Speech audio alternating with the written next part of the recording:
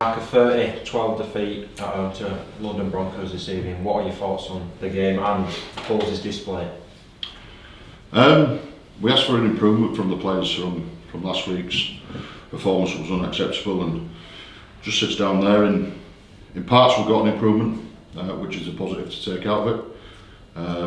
I thought we really stuck in the arm wrestle at times, and it was a war on attrition. Yeah, they've come up with a couple of players that have, won them the game. The last try at the end there, that's some people, playing off the cuff and trying little things to rescue a game. So we can look beyond that one. I think the game was already gone anyway then, but yeah, we've still got plenty of things to fix up. We know we have. But we got an improvement on last week, which is what I asked for. Have you seen enough positives to almost take forward into the next games? Yeah. I saw some positive reactions through the week at Tom. There needs to be some more, undoubtedly. There needs to be some more. We've got some things to fix up here. We're all well aware of it. We've just had a chat as staff and then a chat with the players as well, and everyone's under no illusions. There's a lot to do, but if the people in the building care enough, we'll get the job done. Would you say this game was targeted as a must-win, given you were at home, their position in the league and your recent form? Must-win for who? Every game that we go into, we treat as a must-win and a want to win, and we just take it game by game. We spoke about being a damn sight better than what we were at Newcastle, and I thought for large parts of the game we were today. Barrow play tomorrow. It gives them a real chance to almost escape in the playoff race. Does that slightly worry you? I'm not worried about anything that Barrow do. I'm just worried about what we're doing at the moment in time, and we have to look after ourselves, and that's my focus. Pretty similar question really. Mike Eccles got up at the end of the game, the London coach, and you could tell from the look on his face and the way that he was celebrating with high fives that he feels that's the game that got them out of jail at the other end of the table. Do you feel now that the playoff candidates are just a little bit too far out of reach? It's rugby league, Keith, and anything can happen in rugby league. You play poorly, or you don't play well enough in rugby league, you get beat. So everybody in the six will know about that. Everybody out of the six knows about that. But again, our aim is to be in the playoffs, and that won't change until it's mathematically impossible to do so. But all I'm focused on right now is fixing the problems we have here, and creating the best version of Bradford Bulls that we can. When you get that win, do you think that there's a real sense that you could go on a bit of a run and start to gain some confidence and momentum again? Again, I'm not looking too far ahead.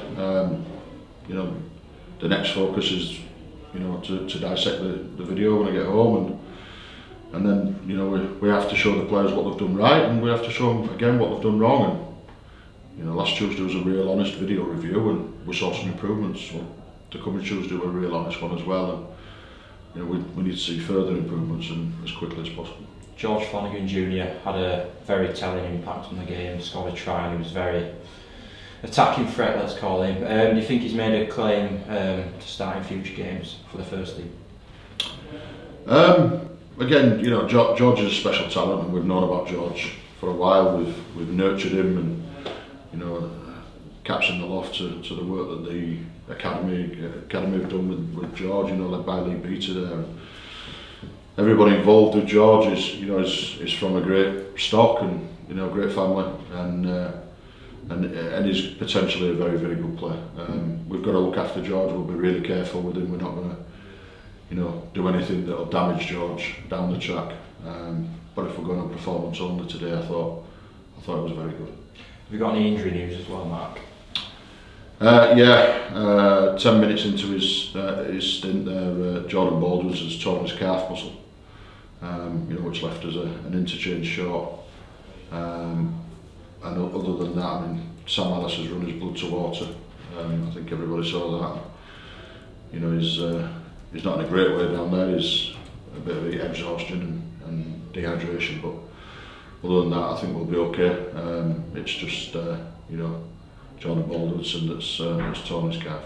How hot was it down there? It's difficult to tell. It's actually cool in the back of that stand, believe it or not. Because their hooker played all 80 minutes, and there's nothing to do with you, but you did nevertheless. That must have been a hell of an inning. Yeah, he's put a great stint in as Sunday was there. I'm not so sure on the exact temperature during the game, but I know before it was 27, 28 degrees, which is warm. But again, we're doing it tough. We've lost Jordan Balderson there, and Eben Skur was due to start the game, and we lost Eben Skur in our final practice on Thursday there with an ankle injury that he rolled out here. So it doesn't really pause, but listen, we'll keep working hard, and we'll put this right. Best of luck. Finally, you've got Barrow next week. Does this defeat put extra significance on the next week's game in terms of having to win that game? No, all this defeat puts extra significance on what we do through the week. We've got to look at ourselves. We've got to close the doors, behind us, and we've got to galvanise this team and bring them together a little bit more, and just really focus on what we're about and what we can do to put the deficiencies we've got right. And anybody outside of this club is not our concern. We'll let Barrow look after Barrow, and we'll look after Bradford. Do the temperatures that they forecast for next week, albeit they still haven't arrived in full, do they change what you would likely do during the course of the week, during the course of next week? It won't be like the British weather forecasters put wrong, would it? Let's be honest. But if we are going to expect 40-degree heat, then we'll have to be smart about what we do and how we do it. But we're well aware of it, and we will